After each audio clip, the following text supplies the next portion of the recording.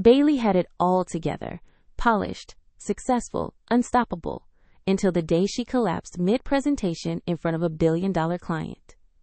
Waking in a hospital bed, she reached for the one thing she thought she could still count on: family. But instead of flowers or phone calls, she found their smiling faces on Instagram, celebrating a family getaway without her. What began as heartbreak turned into revelation. She wasn't invisible by accident. She'd been erased. Now Bailey must rebuild from the ground up, discovering that family isn't who shares your blood, it's who shows up when you finally stop disappearing. Bailey had always been the reliable one, the polished, driven marketing lead who never missed a deadline, never asked for help, and never, under any circumstances, showed weakness. So when she collapsed mid-presentation in front of a billion-dollar client, it wasn't just her body that hit the floor, it was her entire identity. One moment she was pitching a $250,000 campaign in a glass-walled conference room in downtown Chicago. The next, she was on the ground, her vision blurred, chest pounding, everything spinning in slow motion. Paramedics, sirens, IVs, white light. When she woke up in the hospital, she couldn't feel her legs, not from paralysis, but from exhaustion.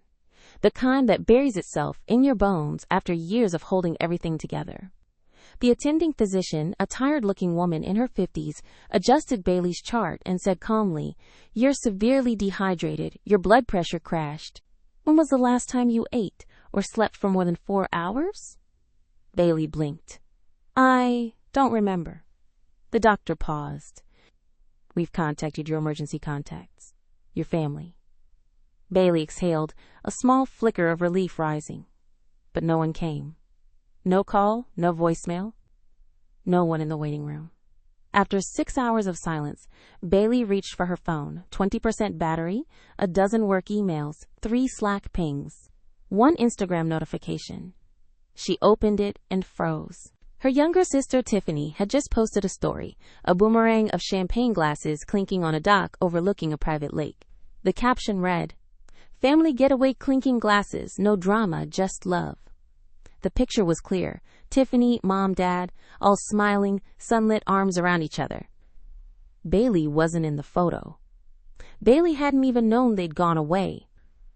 Before we go any further, comment where in the world you are watching from, and make sure to subscribe, because tomorrow's story is one you don't want to miss. Bailey's hand trembled as she closed the app. Her chest tightened, but not from the medical diagnosis. This pain was older, deeper, and it had nothing to do with blood pressure. She thought back to her childhood, to the dance recitals where no one came, to the straight-A report cards that got a distracted good job, to the times Tiffany got birthday parties and Bailey got told to be grateful.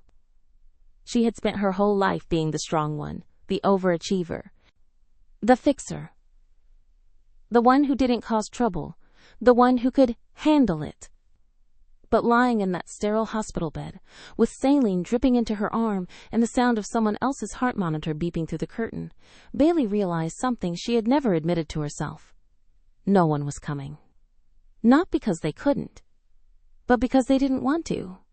Not when she was no longer useful. Not when she was broken. She wasn't the star employee. She wasn't the perfect daughter. She wasn't the one holding everything up anymore. She was just human. And apparently that version of her wasn't worth showing up for.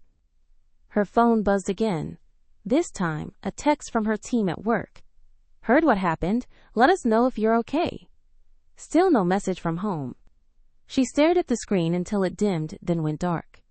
In that silence, something inside her cracked. And for the first time in 29 years, Bailey allowed herself to feel it. Not just the fatigue, not just the hunger, but the betrayal, the grief, and the rage. She didn't know it yet, but this collapse wasn't the end. It was the beginning. Bailey wasn't born invisible. She just learned how to disappear, slowly, over years, until it became second nature. Growing up in a modest 3-bedroom house in Evanston, just north of Chicago, Bailey had been the firstborn, the planner, the helper, the one who set the table without being asked, who folded laundry while her mother napped, who translated insurance paperwork for her father before she could drive. Her sister, Tiffany, was born 5 years later, a whirlwind of curls, glitter, and drama, while Bailey was praised for being, quote, mature beyond her years. Tiffany was adored for being the baby of the house. One time, when Bailey was 9, she came home from school, proud of her spelling bee ribbon. She held it up to show her mom, but before she could finish the sentence, Tiffany started crying because her applesauce had spilled. Her mom rushed over, wiped the mess, and never asked what Bailey had in her hand. That was the pattern. Bailey got good at shrinking her excitement, at waiting her turn, at swallowing disappointments without making a sound. Her report cards were always pristine, her behavior spotless. When Tiffany got caught stealing lip gloss at the mall, Bailey was the one who covered for her. When Tiffany failed algebra, Bailey tutored her for weeks, in between her own AP classes and part-time job.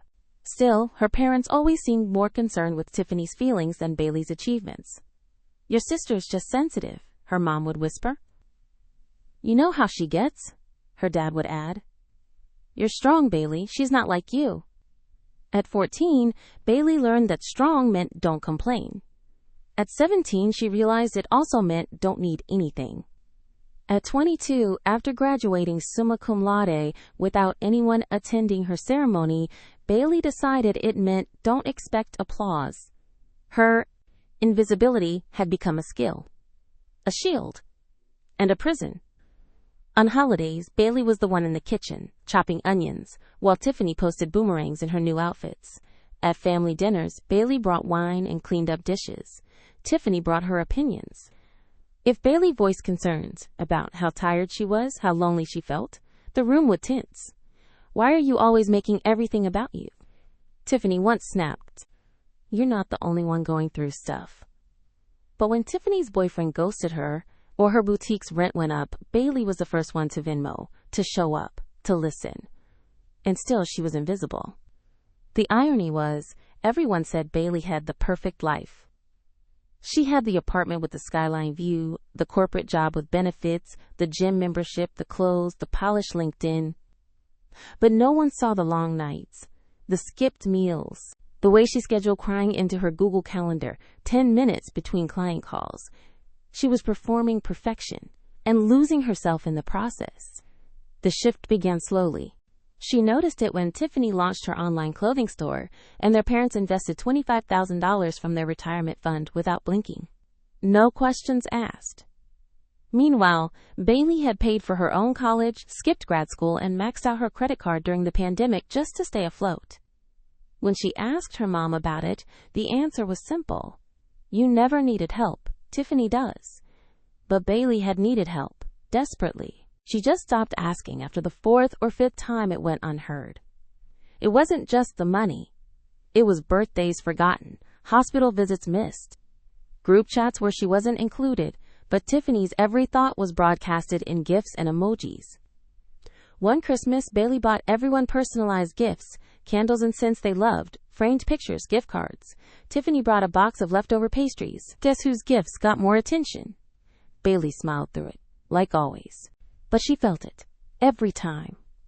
Therapy words like parentification and scapegoating weren't in Bailey's vocabulary back then.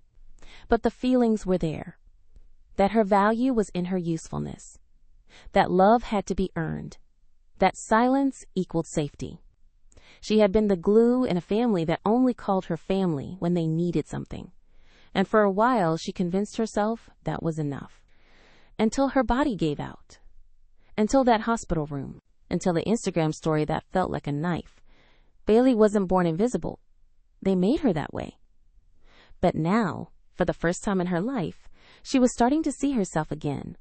Not as the strong one. Not as the fixer. Not as the background character in Tiffany's highlight reel.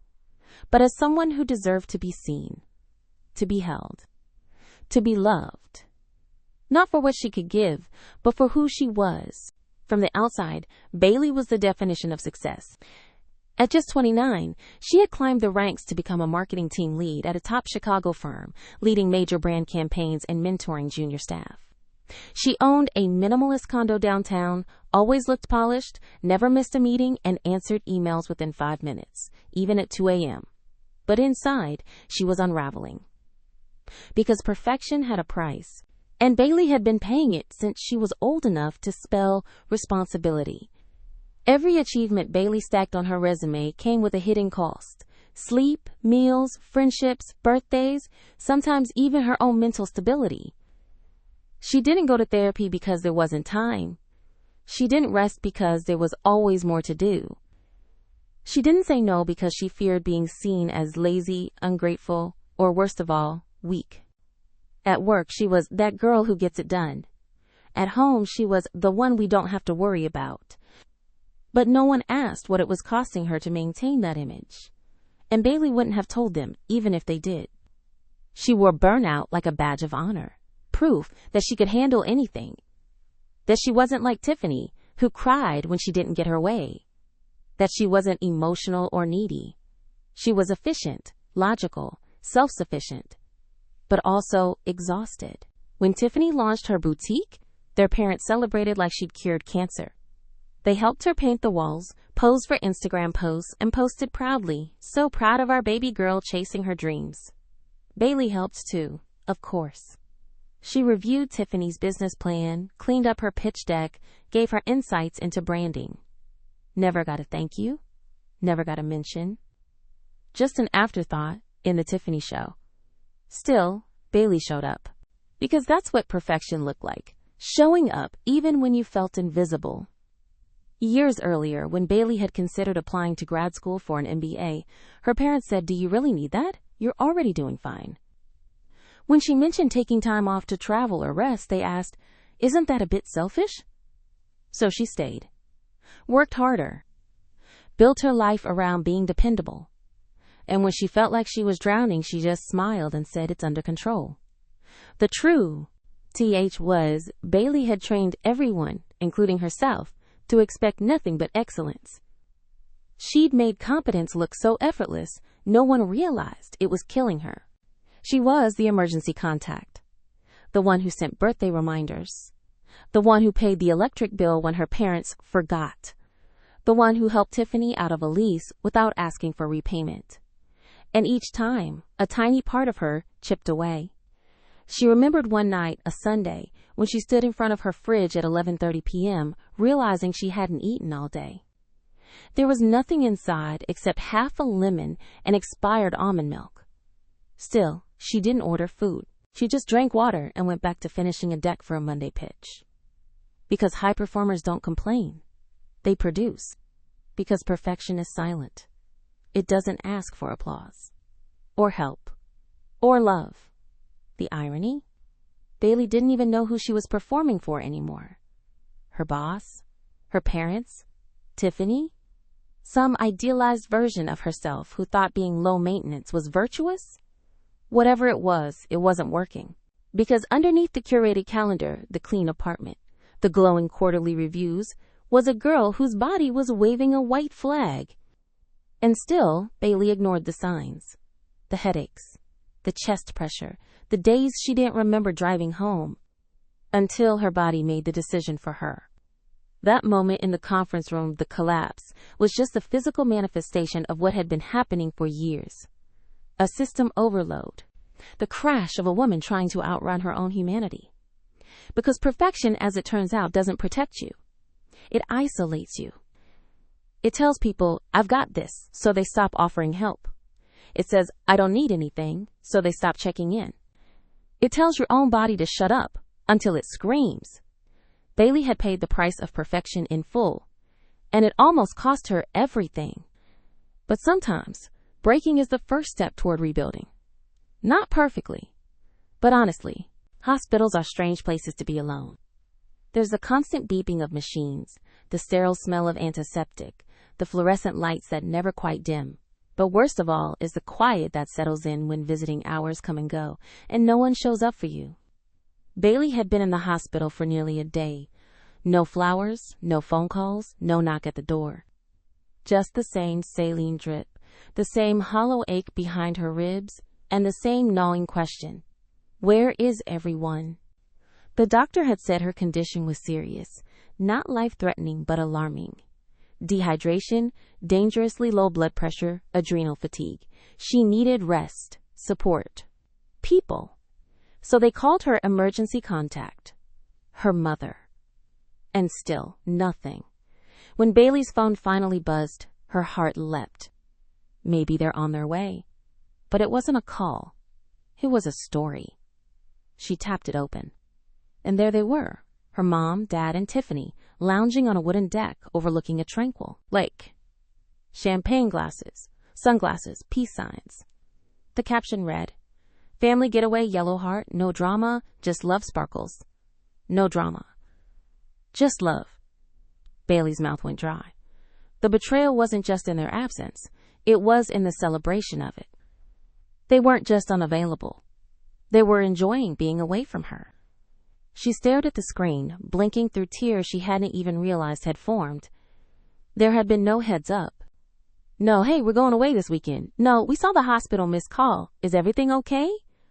Just filtered smiles and bubbly on a dock. And the unmistakable implication.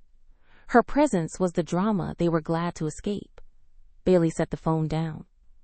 Her stomach twisted, not from hunger. She hadn't eaten in 18 hours, but from grief, the kind you can't quite name, because it's not about death. It's about being forgotten by the people you've spent your life prioritizing.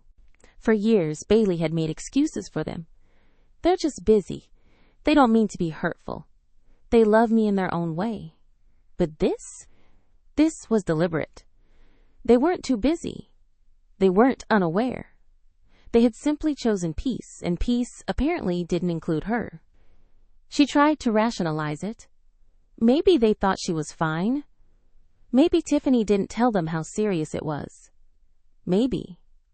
But no. They knew. She remembered the voicemail she'd overheard earlier, the nurse calling her mother, calmly but firmly urging her to come, to be with her daughter. She had ignored it, and posted a boomerang instead. Bailey's mind spiraled.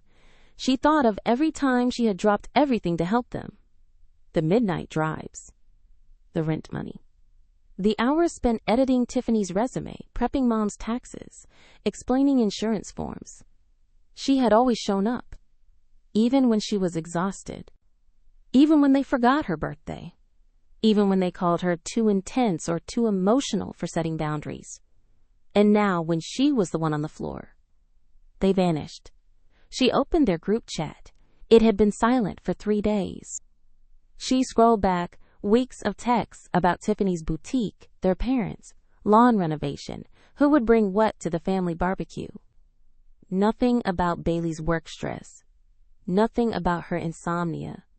Nothing about her. She typed a message. "I'm in the hospital. Collapsed at work. They called you." She stared at it, then deleted it. What was the point? Because this wasn't about information. It was about intent. They knew where she was. They just didn't want to be there. Bailey curled onto her side, heart racing, breathing shallow. She wasn't angry. Not yet. She was devastated. Because in that moment, the truth finally landed. They didn't see her. Not the real her. Not the woman who gave until she had nothing left. Not the daughter who had tried so hard to earn love by being useful. They only saw what they wanted to. A resource. A backup. A tool. And now that she couldn't give, now that she needed something, she was invisible again. But this time, it hit different. Because Bailey, for the first time in her life, wasn't just sad. She was done. Done begging. Done performing. Done pretending this was okay. She looked around that hospital room, cold, quiet, and cruelly honest, and made a decision. She would stop reaching for people who let her fall, even if they shared her last name. 3 days after Bailey's collapse, her phone finally rang. The screen lit up with a familiar name. Mom. For a second, Bailey froze. Some small, aching part of her still hoped this was the call. The one where her mother's voice would tremble with guilt. Where she'd say, "We're so sorry, we didn't realize. Are you okay?" Bailey pressed accept. "Hi, honey," her mom chirped. In the background, Bailey could hear the lake, gentle waves, the clinking of glass. No panic, no apology. Just vacation. "I know we missed a few calls," her mom continued. "We've been unplugging a bit out here. Really needed this." Bailey's throat tightened. "I was in the hospital," she said flatly.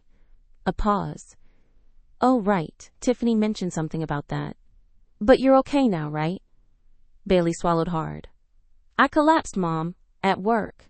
The ER doctor said I was dangerously close to cardiac arrest.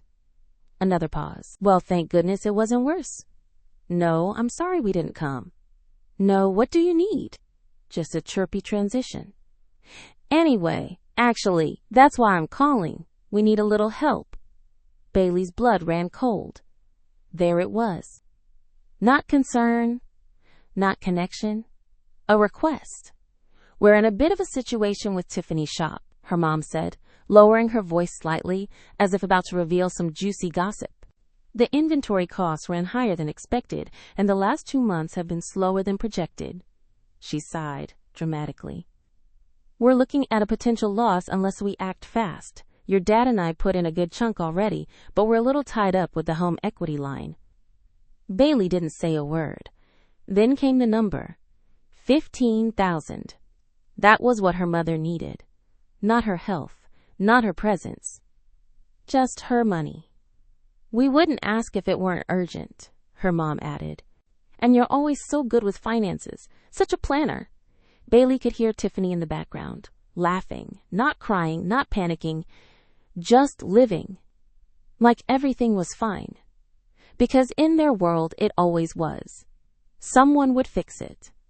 And that someone had always been Bailey. She wanted to scream. You didn't show up when I was lying on a hospital bed, but now you want 15 grand? But instead, Bailey asked, why didn't anyone come see me? There was silence. Then, well, sweetheart, you're the strong one. We figured you'd bounce back. That sentence snapped something inside her. Because it wasn't new. It was the same script they'd handed her since childhood. The reason she never got the same softness, the same care, the same room to break. You're the strong one. So you don't need us. So we don't show up. So we only call when you can solve something. Bailey took a deep breath. I'm not sending the money. The line went quiet. Then sharp. What? I said I'm not sending the money. I'm not in a position to fix this. Not financially, not emotionally. Her mother's tone hardened.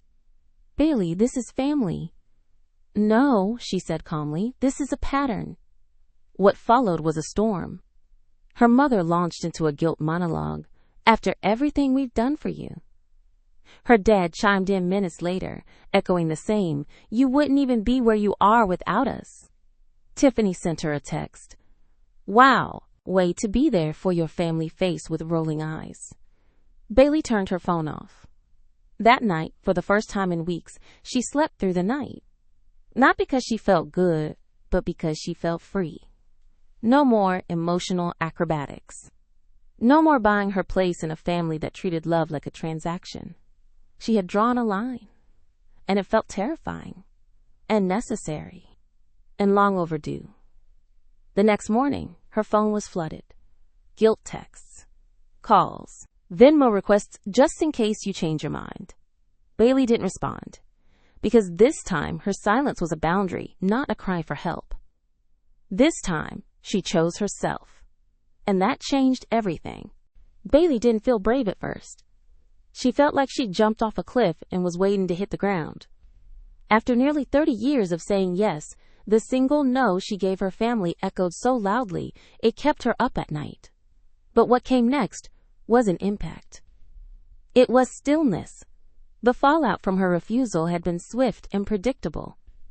Her mother sent a passive-aggressive email titled, Very Disappointed, filled with phrases like, after everything we sacrificed, and we just expected better from you. Tiffany unfollowed her on Instagram. Her dad forwarded her a helpful article about reconnecting with family before it's too late. But something inside Bailey had shifted. For the first time in her life, she didn't panic. She didn't explain. She didn't apologize.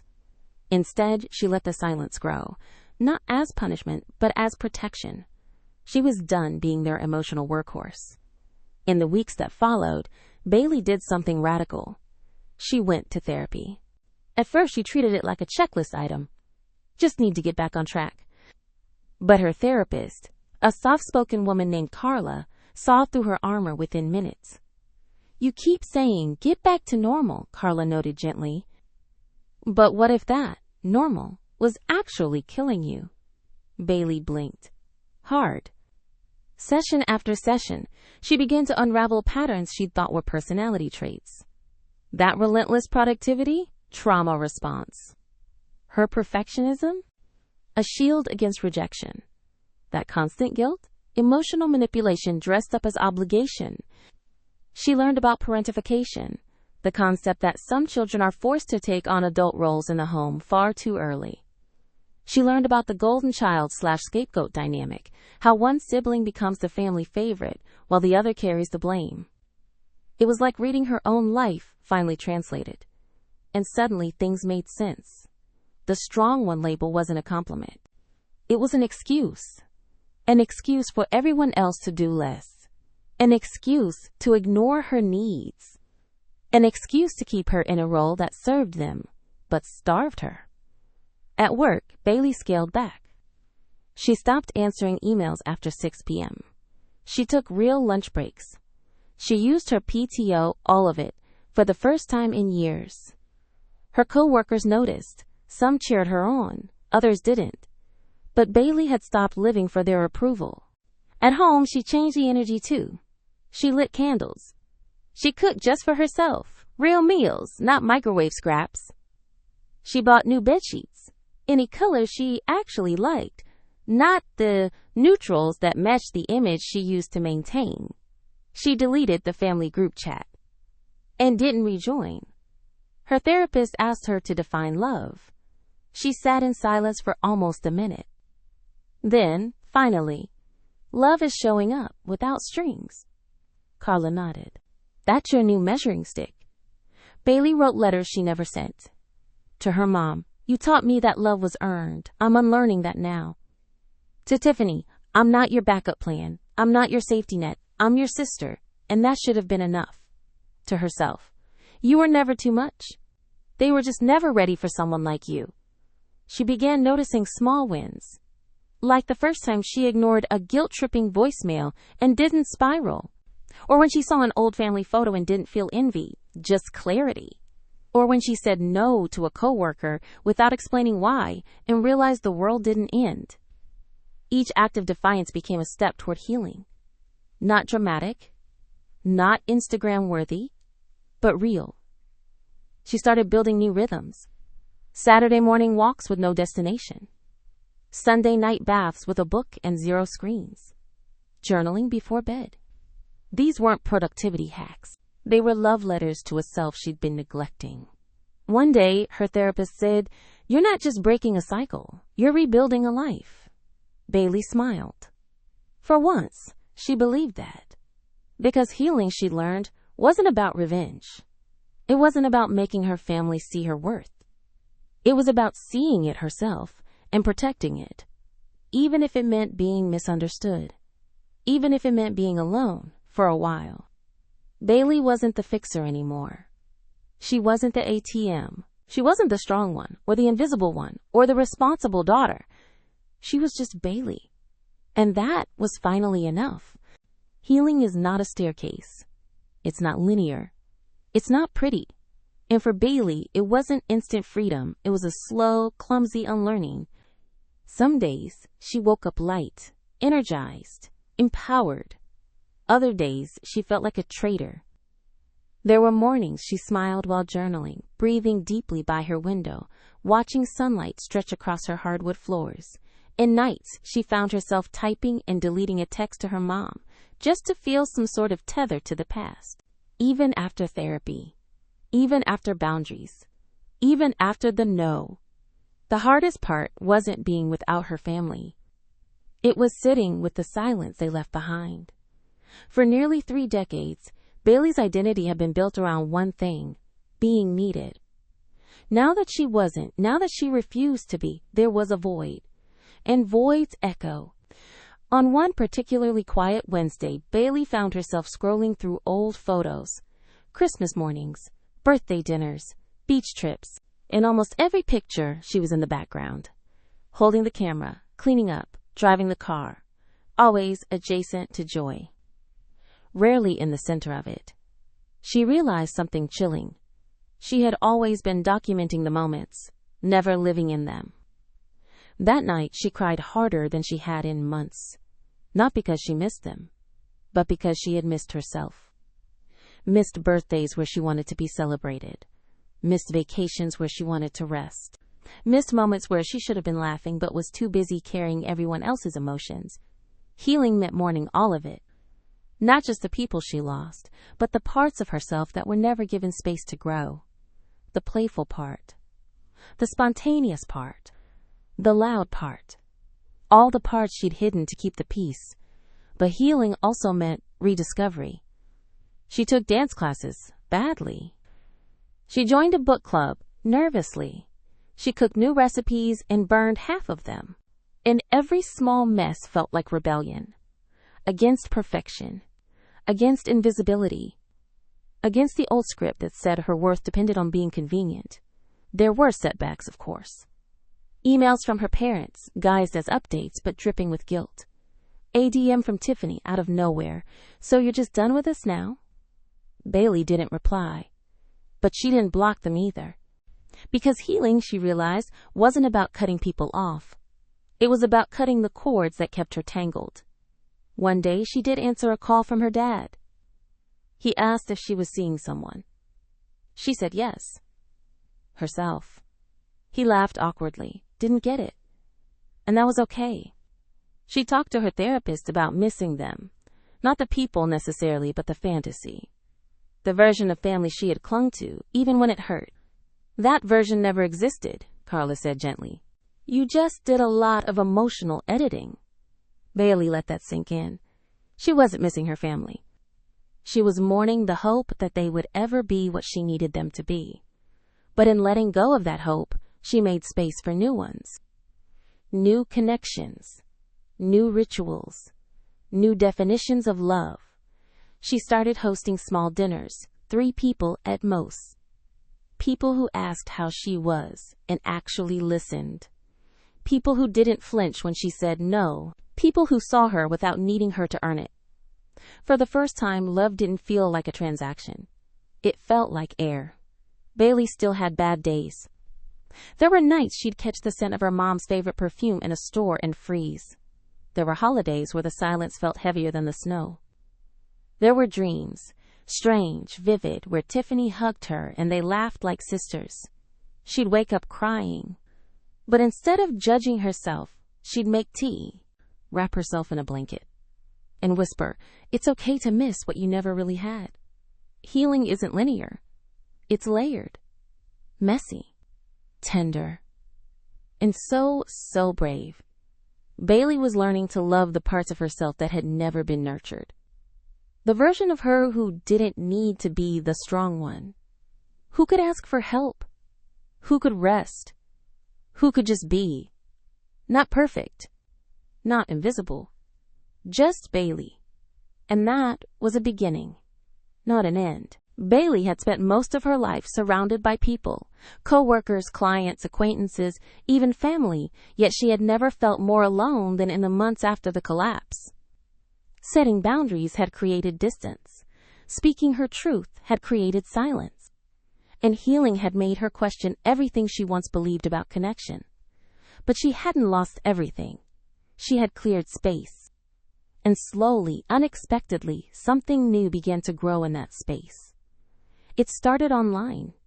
One night, unable to sleep, Bailey searched. Daughters who feel invisible. The results were overwhelming. Forums, Reddit threads, podcasts, Instagram pages. She wasn't alone. Thousands of women had written about the same ache. The burden of being the responsible one, the forgotten one, the one whose strength was used as an excuse to abandon them. Bailey scrolled for hours, reading stories that felt eerily like her own. She laughed, cried, screen-capped posts, and for the first time in months, she felt something warm rise in her chest. Belonging. She joined a Facebook group called The Unseen Sisters. The rules were simple. No judgment. No fixing. Just witnessing. Members shared everything from estrangement letters to therapy wins to "today I chose myself" moments. Bailey didn't post it first. She lurked. She liked. She absorbed. Until one day she wrote, "I said no to my family for the first time. They haven't spoken to me since. I thought I'd feel guilty, but mostly I feel free." She turned off notifications, terrified of backlash. When she checked back the next morning, 712 reactions, over 150 comments. Same. "I see you." "Welcome home," Bailey cried. Not from pain, from being seen. That comment thread turned into private messages. Private messages turned into a group chat. The group chat turned into weekly Zoom calls with 5 other women from across the country. A nurse in Portland, a poet in Atlanta, a teacher in Detroit, a barista in Austin, a tech consultant in Phoenix. All of them had their own versions of Bailey's story. Different details. Same ache. They called themselves the Chosen Family Club. They met every Sunday night, wine in hand, sometimes laughing, sometimes crying, always holding space. With them, Bailey didn't have to explain her boundaries. She didn't have to defend her silence. She didn't have to earn care by being productive. She didn't have to be the strong one. She could just be. And that was revolutionary. One Sunday, the poet from Atlanta read a piece she wrote about walking away from her mother's funeral early, because staying would have broken her all over again. Bailey listened in silence, hand over her heart. Another Sunday, the nurse admitted she hadn't spoken to her sister in 2 years and yet still missed her every single day. Bailey nodded tearfully. She got it.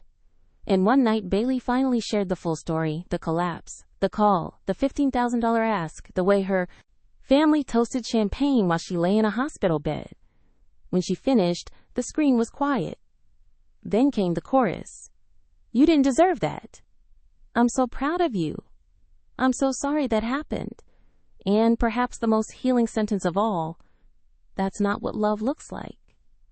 In this circle of strangers, Bailey found something she had never known with her blood family. Unconditional support. No strings. No performance. Just love as presence. They began mailing each other handwritten letters. Inside jokes became memes. Birthday cards arrived on time. It wasn't perfect. Sometimes they disagreed. Sometimes they ghosted. But the difference was they came back. They repaired. They stayed. And Bailey realized family wasn't about who you're born to. It's about who chooses you and who you choose back. She started making space in her physical world too, inviting colleagues over for tea, reconnecting with her college roommate, saying yes when a neighbor asked if she wanted to join a painting class. These weren't dramatic gestures. They were small, sacred moments where connection lived. One evening, Bailey sat on her balcony, phone in hand, smiling at a message from her group chat. "We're planning a retreat, somewhere warm, just us. No drama, just love." The same words Tiffany had posted. But this time, they didn't sting. They felt right. Because Bailey wasn't excluded anymore. She was included by choice, by effort, by love. She had found her people. And more importantly, she had found herself. Bailey once believed that family was a birthright, a sacred, unbreakable bond determined by blood and legacy. Now she knew better. Family, she had learned, wasn't who you share DNA with. It's who shows up. It's who listens without fixing. It's who sees your full, messy, vulnerable self and stays. One crisp Saturday in October, Bailey hosted a dinner in her apartment. Candles glowing, warm food on the table, jazz humming in the background. It wasn't fancy. She hadn't over-prepared. She didn't spiral about the chairs not matching or the fact that the lasagna was slightly overcooked. She just enjoyed. At that table were people she'd met over the last year, some from the Unseen Sisters group, some from her building, one from a meditation class she almost didn't attend. They brought wine, jokes, tears, and playlists. There was no performance, no roles to play, no strong one, no fixer, no invisible daughter. Just Bailey, laughing, barefoot, halfway through a story about burning rice. After dessert, someone raised a glass and said, "To chosen families, the ones that find us when we finally find ourselves." Bailey smiled. Her eyes welled up, but not with pain, with awe. She had never imagined this kind of ease, connection without exhaustion, affection without strings. She didn't need to prove her worth here. Her presence was enough. The old Bailey would have still been checking her phone under the table, hoping for a text from her mother, scanning Tiffany's Instagram for signs of softness. But not this time. Her phone was across the room, face down, on silent, because this moment was hers, and she was fully in it. Later that night, after the guests had gone and the dishes were stacked, Bailey sat on her couch in the quiet, replaying the laughter and the warmth. A part of her still grieved, not for the people she'd left behind, but for the little girl who had waited so long for them to love her right. She wrapped a blanket around her and whispered aloud, "You waited long enough. You're safe now." That night, she dreamt she was floating in water, no one pulling her down, no one watching from the dock, just her weightless, held, and whole. Weeks later, her mom sent a birthday card. It was polite, short, unemotional. No apology, no warmth, just her name, signed in cursive, under a generic Hallmark message. Bailey read it once, then set it aside. No spiral, no rage, no call. Just a soft, quiet, okay. Not every ending needed confrontation. Some endings were simply closure. She didn't hate her family anymore. She didn't crave their approval or mourn what could have been. She had accepted it. They were who they were, and she was someone else now. She still went to therapy, still journaled, still said no when things felt off. But now, she also said yes to new people, to herself, to peace. One rainy afternoon, Bailey stood in a bookstore and saw a little girl dragging her mother toward the art supplies. The mother laughed, let her pick 2 colors instead of 1. Bailey smiled. Because healing hadn't just changed her life. It had changed her lens. She saw tenderness everywhere now, not as something distant and rare, but as something possible, real, hers. She still had moments, flashes of grief, ghosts of old roles. But she no longer collapsed under their weight, because now she knew. She wasn't too much. She was just in the wrong rooms. Bailey didn't rebuild her life perfectly. She rebuilt it intentionally. And the family she created, the one who called her when she was sick, who showed up without being asked, who let her be messy and marvelous and in between, that family, they were real. Not by blood, but by love. And for the first time in her life, Bailey wasn't surviving family. She was belonging to one. This isn't just Bailey's story. It's the story of millions of people who were raised to believe that love must be earned. We often glorify the strong one in every family, the responsible daughter, the quiet fixer, the one who never complains. But what we fail to ask is, what happens when she breaks? Who catches her? Bailey's journey reveals a brutal truth. Some families don't love us. They use us. And the moment we stop serving a role, we become invisible. But the bigger truth, we can choose again. Healing is not about getting revenge or forcing people to change. It's about seeing clearly and then building a life where you're loved, not for what you do, but for who you are. This story challenges the very definition of family, love, and strength. It reminds us that setting boundaries isn't betrayal, it's survival.